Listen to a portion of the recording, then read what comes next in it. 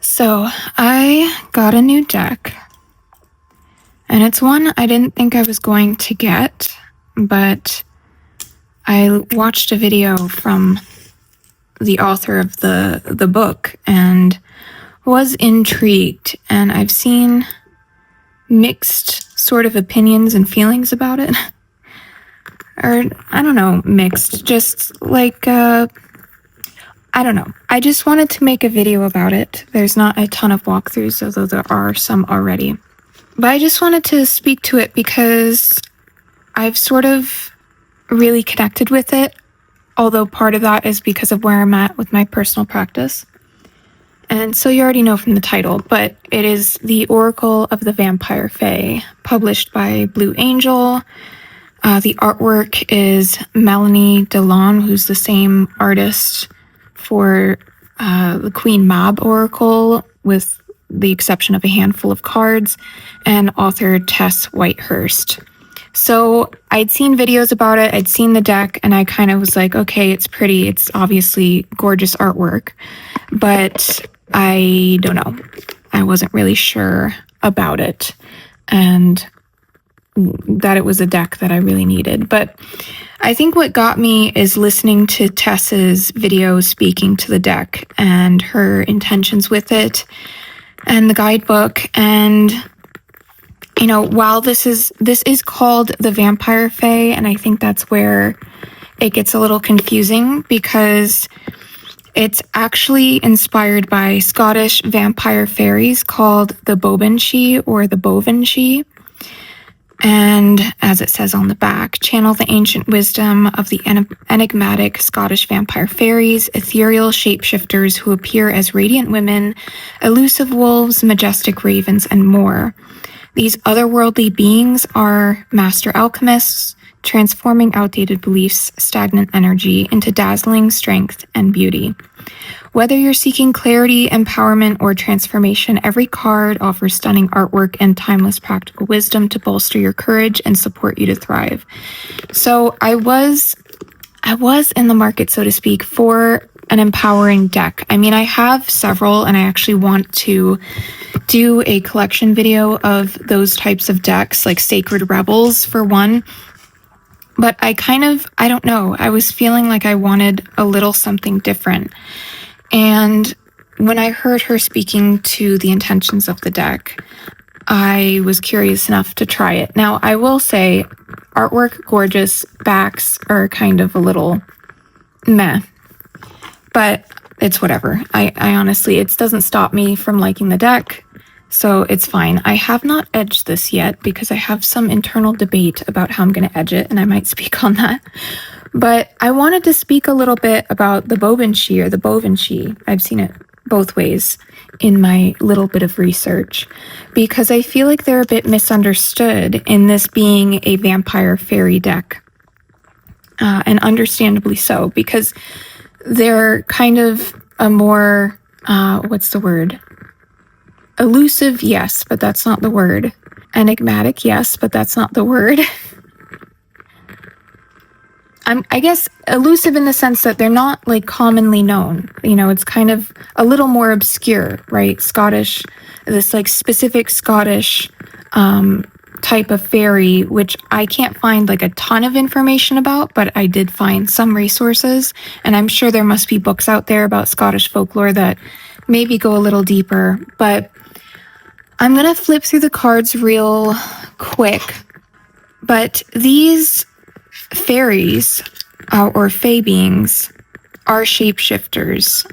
They form themselves to match the desire and whatever is most useful in dealing with their target, their victim, which in the way that Tess speaks about them and the intentions of this deck is anyone who has harmed women or has ill will towards women. And I also have read some things about the Bobanshee potentially being the spirits of women who were betrayed, harmed, abused, etc. So they don't all look like fairies in this deck necessarily. you know, in the sense of having the typical wings and whatnot. The one thing with the baobhan, which in some cards, you know, isn't represented, I will say, is that they can't transform their feet, which I guess from what I've read are supposed to be deer hooves. But for most of the deck, we're talking about portrait type art, and it's only one or two cards where, you know, you could argue, well, they have normal feet. So it doesn't bother me, like knowing the intention and lore of this deck, having them not necessarily straight up look like what we classically think of as fairies. And the idea of them being Vampire Fae is in alignment with what they did, because they fed on, you know, they fed on the life force, let's say, of their targets, their victims, and they had a vengeful streak to them. And that was what they were about. They were vengeful fae. They were malevolent, in a sense. Although maybe you could argue, at least from the perspective of this deck, that it was from a place of seeking justice.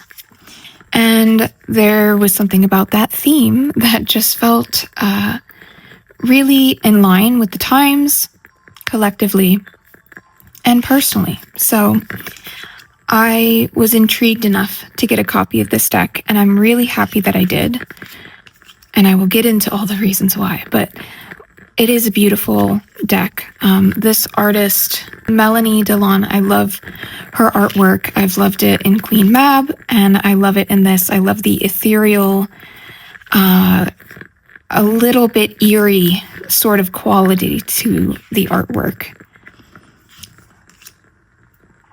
So I'm doing kind of a quicker flip through because there are flip throughs that go card by card and say the names and all that. What we're going to do also is compare it a bit later to Queen Mab. Maybe after I show some pairings, or I don't know, maybe after this, we'll see. But I just kind of wanted to speak about this deck because I've only had it a couple days, but I sort of sank right into it. It's one of those decks where it comes out of the box and becomes right away a part of practice. And that's sort of how I'm trying to limit my deck purchases, is when it's a deck that's really calling to me. It's not just one that's on my wish list, but something that I feel I'm looking for at this time. And not just one that's going to be pretty, but I know it's not right for the time, and so it's just going to go straight into the cabinet. I don't want to be... It feels so much better when it's a deck that's like coming in because it's in alignment with where I'm at with things or with my practice. And I had gotten this one thinking it would be good for that daily drop that I've spoken about in like the most recent practice diaries, because maybe it'll feel nice to get a little bit of kick up energy. And you know, especially this month of April 2026, astrologically speaking, it does seem that we are heading towards a lot of kick up energy. Let's put it like that. Now, I did, like, in some of the research that I did, there's a couple of links that I will put in the description that would hopefully be helpful if you want to learn a bit more about the baobhan. They are, like, from this one website I found, they are described as breathtakingly beautiful, appearing as young woman, pale skin, flowing hair with an otherworldly elegance that immediately draws attention, which I think in general Melanie Delon's artwork beautifully captures that. I mean, it's got the ethereal dark vibes that are captivating to it. And then, yeah, despite their flawless appearance, Folklore often includes subtle physical markers that betray their true nature, the most famous of these being their feet, which are said to resemble the hooves of a deer. And these are typically concealed under their dresses, which I guess traditionally would be green. But the theme of this deck, and encapsulating what these Vampire Fae would be, I don't think is shallow. I do think has depth. And that's what attracted me to it, because I think on first glance, seeing it, I was kind of wondering, like, is it just another, kind of vampire themed deck, but now mix it with fairies for fun to make it gothy, But actually tapping into working with baobhan and that specific mythological archetype or energy is interesting to me. And I really, really do love this artwork. And I've enjoyed so far what I have read in the guidebook. And we will go through that in more depth. Actually, I've managed to go through some of the cards because I figured, what the heck, let's share the interview spread that I did. And when it comes to edging this,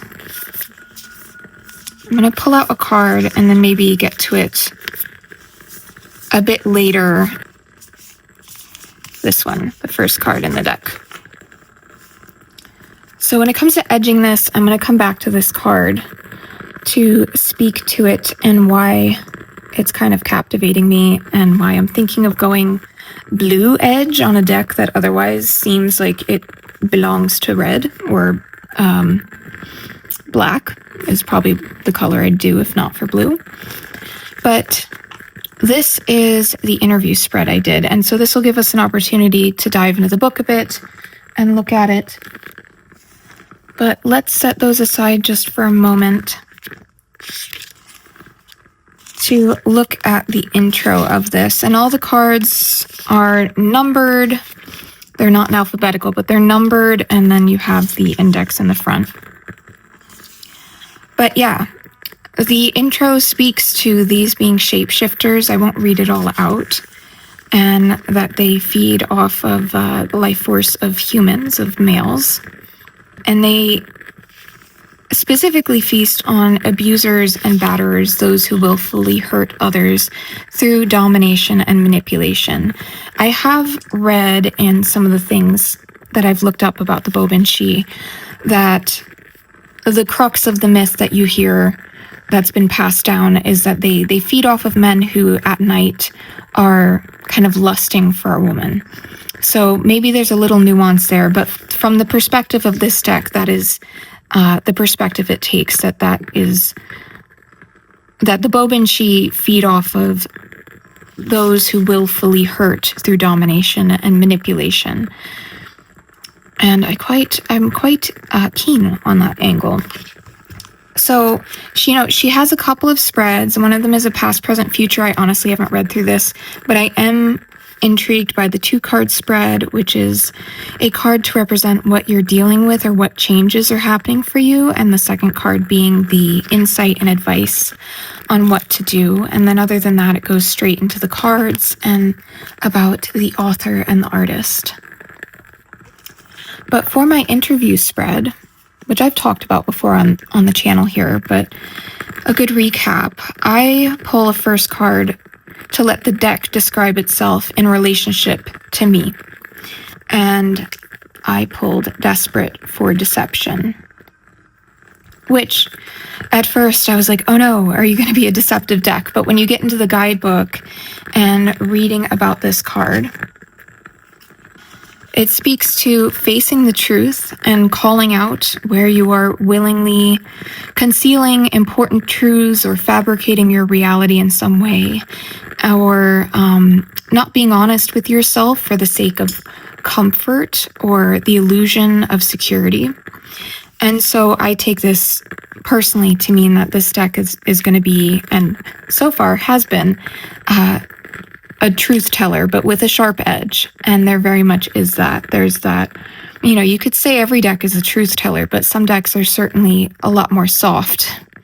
And other decks are a lot more, I'm going to say Queen of Swords in the way that they convey the message. And that's the energy of this deck, is maybe Queen of Swords, High Priestess type vibes, and Justice as well, if I were to sum it up. And then I pull a card for how the deck sees me.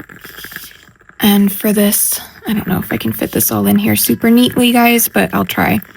For this, I pulled Your Own World, which I leaned into the guidebook for this, but also what was coming up intuitively for me was being someone who is building their own world.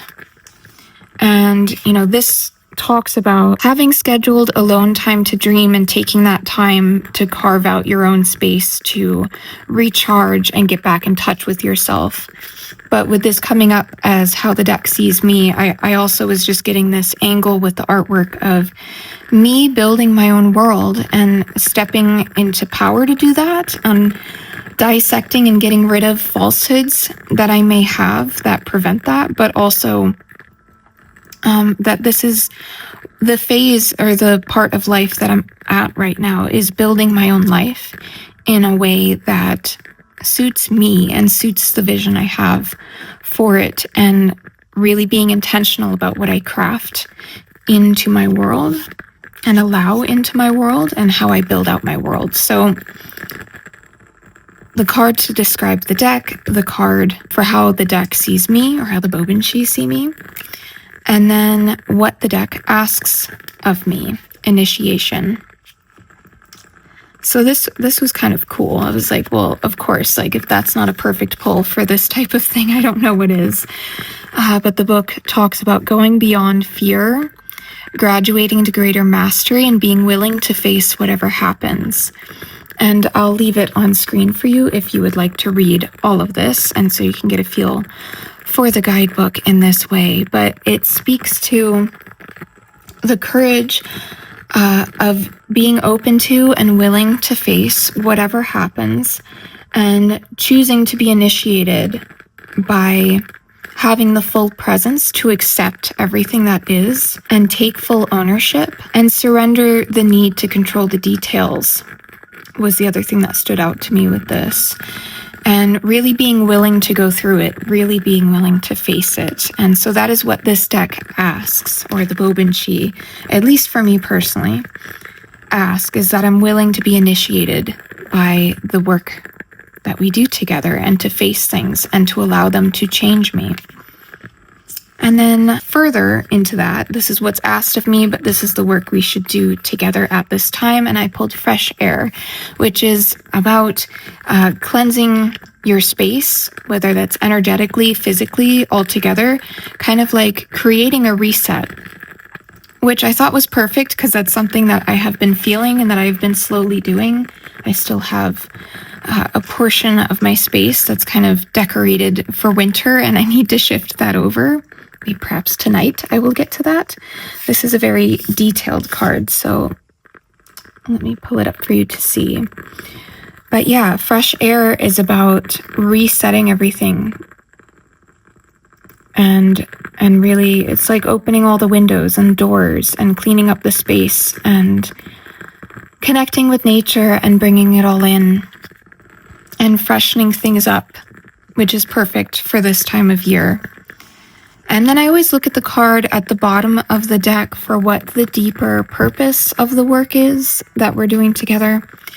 And for that, I pulled Light the Night, which is a card of resilience, really.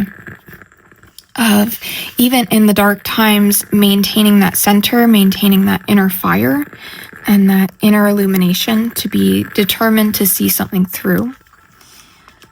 But just if you would like to see that card as well, you can pause and read this at your leisure. But the way that this book is structured, so you have the card representation, the title, Bask in Your Own Glow. Each card has, that sort of extended phrase. And then also this quick point of wisdom for a briefer, straightforward oracle message, and then the longer text, which is not too long. I don't think any of them span beyond the spread of the page that they're on. So it's digestible. And I also like that from the perspective of if I'm bringing this into my daily kind of notebook practice and not necessarily such a deep journaling practice, it's easy to get into this guidebook. It's not like pages and pages, whereas like Sacred Rebels is one that has a guidebook. You can really sink into the multiple pages that are written in the guidebook. And that one I have a hard time doing a daily draw with the exception of the pocket one, because that condenses it in a way. So that is kind of a look at how the guidebook works and the card meanings, some of the card meanings. I did earlier, before I pulled out the cards that came up in my interview spread, pull a card from the deck to ask it to kind of define itself for the sake of the collective anyway. Because it's just easier to ask the deck about itself than to... Oh, I mixed that one card back in. Hold on. But yeah, it was just easier to do that. But what I want to do now, I think we'll get to pairings after. I want to compare this to Queen Mab. And I did this card pull with both decks, so we can start with those. And what I asked was, for the sake of the collective, how would you describe yourself and your energy and what you bring, to a practice? And so for Oracle of the Vampire Fae, I pulled Eye of the Storm. So I didn't show you this card yet because I had it set aside. You can see. Here's the page for Eye of the Storm. In serenity, there is fierceness. Wield inner tranquility, be unruffled and composed. Know that you are safe. At the center of a cyclone, the weather is calm. In the middle of a battle, this vampire fae is confident, for this is far from her first. Enchanted and impermeable, her armor has become a part of her very being. Following her body's wisdom and clear inner guidance, she sits relaxed, channeling any frenetic or excess energy down through her sword and hands into the earth. Ready for anything and secure in her swiftness and hard-won expertise, she waits, trusting that she will know just when to act. Similarly, this is not your first battle. You have been through challenges before and always emerged stronger, wiser, and with a deeper insight and skill. Even though life requires improvisation and swift spontaneity, you are prepared. Brandish your own relaxed proficiency. Let go of worry and allow your actions to be guided by your well-honed mastery and the exquisitely honed compass within. Your mind inhabits your entire body, your spirit, and evil subtle connections with the earth and other living things. When you believe your mind lives only in your brain and that it must foresee every contingency and micromanage all possible details, your thinking becomes ungrounded electricity that burns out and fritters away. Meditation, conscious movement, and relaxation exercises can help you allow your consciousness to inhabit your entire body and sensitize to the subtle fluctuations in your environment and the outside world. Practice one or more of these things daily and to expertly wield the sword of calm that will allow you to survive, thrive, and inevitably triumph. So I think the overall sentiment I get with this deck, this being perhaps the card that represents how it presents in practice, at least as it was drawn for me asking the question, is to find the serenity in your fierceness and to fully embody that and comfortably wield it and comfortably have it as a sort of armor from the perspective of empowerment rather than perspective of not allowing the kind of armor that would restrict or not allow things in. This deck is the center of the storm, the eye of the storm. That is perhaps its purpose, is to help you find the eye in the storm in yourself and to find that confidence. And then for Queen Mab, or Mauve, I think it might be more accurately, the guidebook is a bit different in that the layout's different. The entries are a bit longer. Each one of them spans about a page or a spread and a half page. So they're all about 3 pages. It's a little bit more of a depth deck, I want to say. Not that there's not depth in this one, but this one to me is more, I don't know, touches on sensitive things. But let's read. For something rich and strange, access the infinite, dissolve into oneness. I might skip some parts just for brevity, but to get the idea, the sentiment of this card. Even when your present human body perishes and dissolves into dust, your eternal soul will survive. The radiant light that carries you through dimensions and lifetimes is indestructible. It is beyond the very fabric of time and space. It was never born, and it will never die. The same is true for all sentient beings. All are one with the One. Identify now with your true eternal self rather than your illusory, transient, temporary self. Draw upon the power of your soul's infinite light. Transcend limitations and find peace by remembering who you really are. The more you identify with your infinite nature, your soul's pure light, that is one with divine light, the more freedom, wisdom, comfort, and power you will find. Learn to live in both levels, the finite, and the eternal. It's like watching a play. The world of a play has its own relative reality, its plot, its setting, its characters, in which you choose to invest for your own temporary enjoyment. But simultaneously, your reality is larger, more real, and more inclusive than the play. You care about what happens in the drama, but you know it is only for a limited number of acts, and once those acts are complete, the lights will come up and the world of the play will fade. Employ the same dynamic in your fleeting mortal life. Be invested in the character you are playing, and the friends, the lovers, the foes that surround you in your earthly revels. But don't be so invested that you don't know all the while that these revels most certainly will end. The thin air, the pure light, the infinite being, into which the actors melt, is the divine mind, with which you and I and everyone and everything are one. There will come a day in the finite realm when we will leave not a rack behind, but we will not truly be gone. We will always be what we always were, infinite. So for Queen Mab, especially where it mentions living or learning to live in both realms, that's why for me this deck, given my personal practice, fits in with Persephone. And then, I don't know, even Eye of the Storm is perfect for tying into how I've been connecting with Hecate. So that's how they sit for me, but I think as function with Vampire Fae, it is the deck that teaches you how to find that place within you that is the eye in the storm, to have that sort of quiet confidence, to feel centered and empowered in the face of difficulty.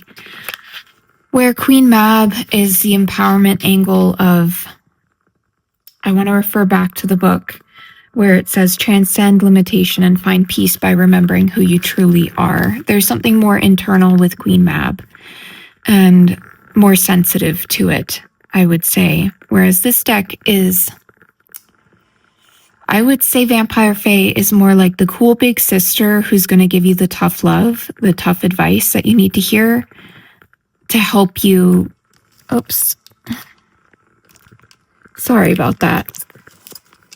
We have a bit of meandering with the camera. But yeah, I think this is the big cool sister that will give you the advice to help you be strong. And this is a bit more nurturing energy and a little bit more intimate in the way that the deck speaks, at least through the book, through the writing. So that's how I sort of differentiate between the two of them and why I like both of them for different reasons. But I figured we'll flip through a little bit and look at the artwork. There are some cards in Queen Mab that are not by the same artist, but all the ones I have up front are also by Melanie Delon. So same artist, different themes, and I think different feels. In a way. I mean, there's similarities, of course. And I'm sure you know, I get the sense probably some of the artwork was repurposed, perhaps. Doesn't really matter to me, but they do have a difference to them in the theme, in the energy, in the voice that comes through them. But if you're, you know, trying to pick between one or two, I figured it would help to kind of get a feel for them and to see them side by side. Oracle of the Vampire Fae does have that more narrow shape to it. So if you like to have the card be more expansive, that's something to keep in mind. But see, like, even Darkness as a Bride, like, it just, I know it's Queen Mab, and I haven't connected in with her quite as much as I already have with the baobhan. Maybe just, again, because of timing, but I did work with this deck a bit. Oh, the nudity. I did work with this deck a bit when I was working pretty intensely with Persephone, although it was more kind of like a weekly draw to kind of suss out an overarching theme for the week than in the individual readings I was doing. So that's why I didn't sink quite as deep into this, but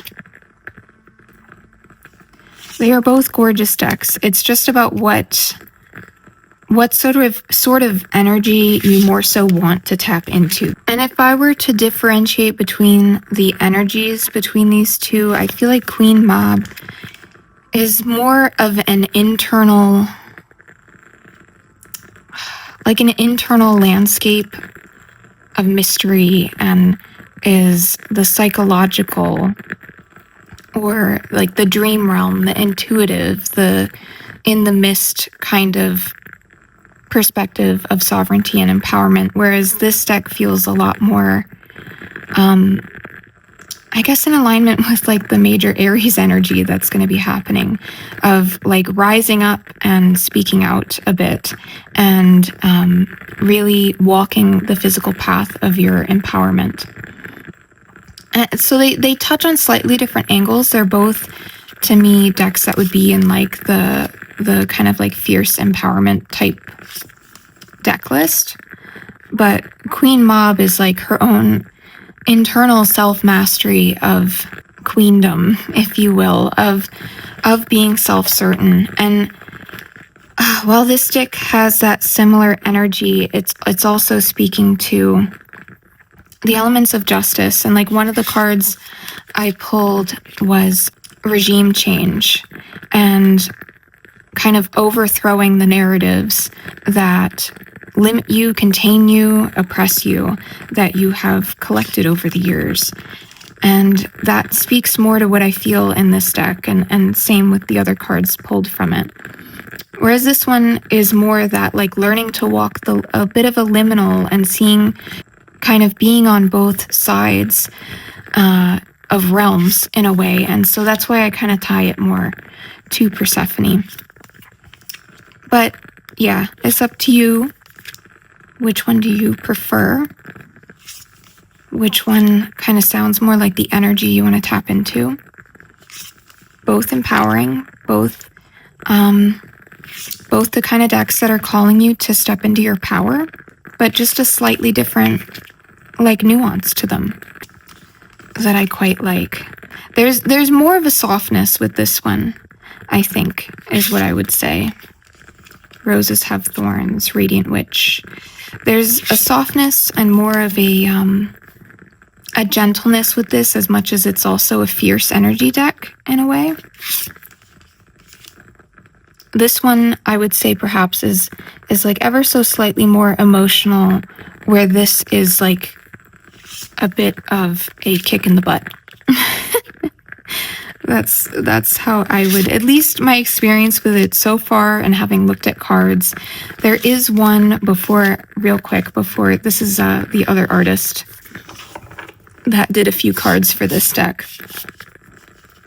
Yeah, there is one or two things I want to get into before I look at pairings, and that is, first of all, when it comes to edging this deck, going back to the siren thing, and this being the first card, and like this could just as well be a siren to me. I'm kind of keen on the idea of finding a kind of like slate blue that I could edge this, just to kind of bridge this being like, yes, a deck to learn from the Bobanshi, but also to represent the fact that I'm also using it in a way with my Hecate Inalia practice that speaks to that siren, like, powerful energy. So that's my one personal thought about what I'm going to do with this. Let's see.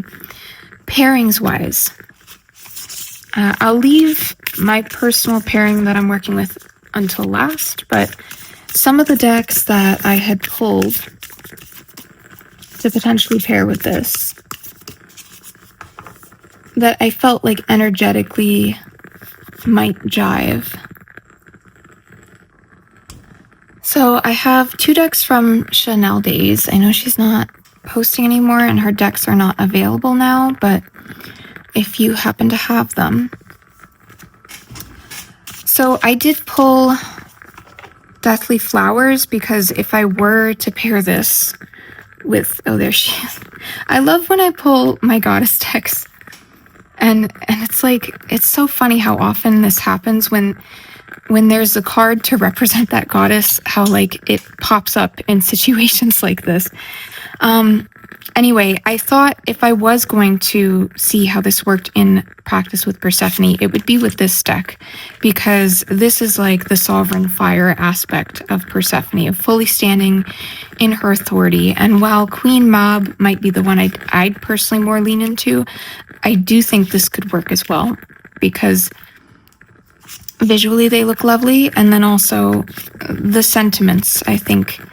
The feeling in this deck of claiming yourself and your sovereignty and your libido energy and everything like that, I think ties in beautifully with this. And Ace of Air, Fate into Destiny, and the Hanged Woman.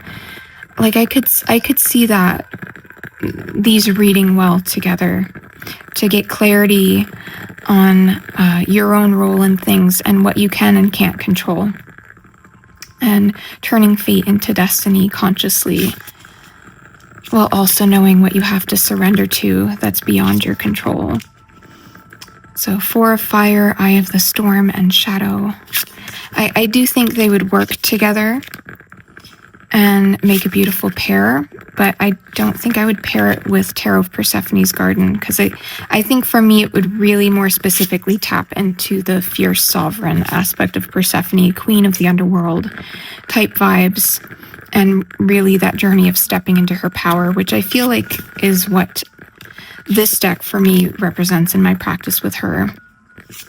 Anyway, so yeah, these look lovely together. And then the other deck is her Hecate deck, which I think is called the Moonlit... Oh no, is it the Moonlit Tarot? If I'm getting the name wrong, I'll put it on the screen, because this is new to me. It's still even in order, because I haven't cleansed and cleared it. I just got it recently. But this, I think, would work well together as well. I have to keep them in order.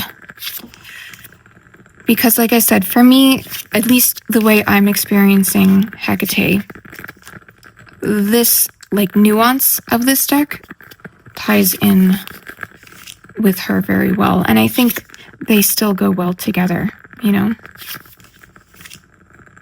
artistically. Knight of Cups, Dark Jewel, the Emperor. Queen of Cups, Moonlight Elixir, the Hierophant. So yeah, this was another pair that came to mind with this.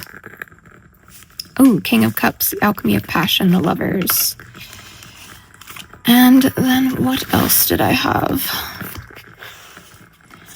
Oh, so there's one other deck I don't think I've looked at with this yet, but I sort of wondered how it would pair, and that is the Emerald Papyrus Tarot, which has such a neat box. My only complaint is I wish this was magnetic or something, because it slides on and off too easily for my liking. but it's stored upright, so it's not too much of an issue, I suppose. But I just sort of thought visually these might pair really nicely, and this deck to me reads very stoic. I don't want to say cold, but stoic. And so in a sense, I thought like the directness of this one and the directness of this one might play off each other in an interesting way.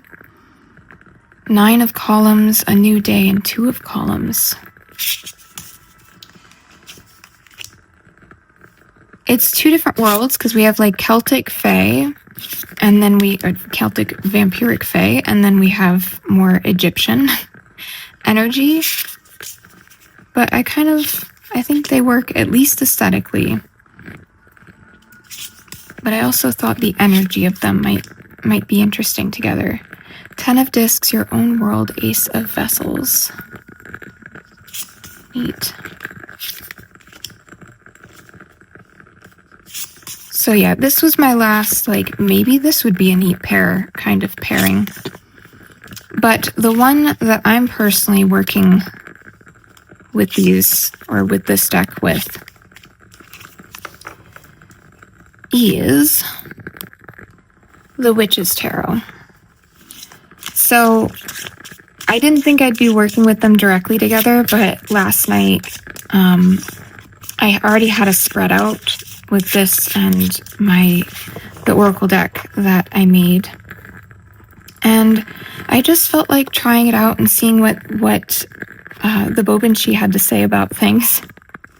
And yep, very direct, pretty clear, and very much the, a lot of cards in this deck are speaking to claiming your power, claiming your own narrative. There's similar messages in it in some ways, but the nuance in the cards so far has been different enough where it doesn't feel too redundant. It just all has this consistent thread of, you're the powerful one here, what are you going to do about it?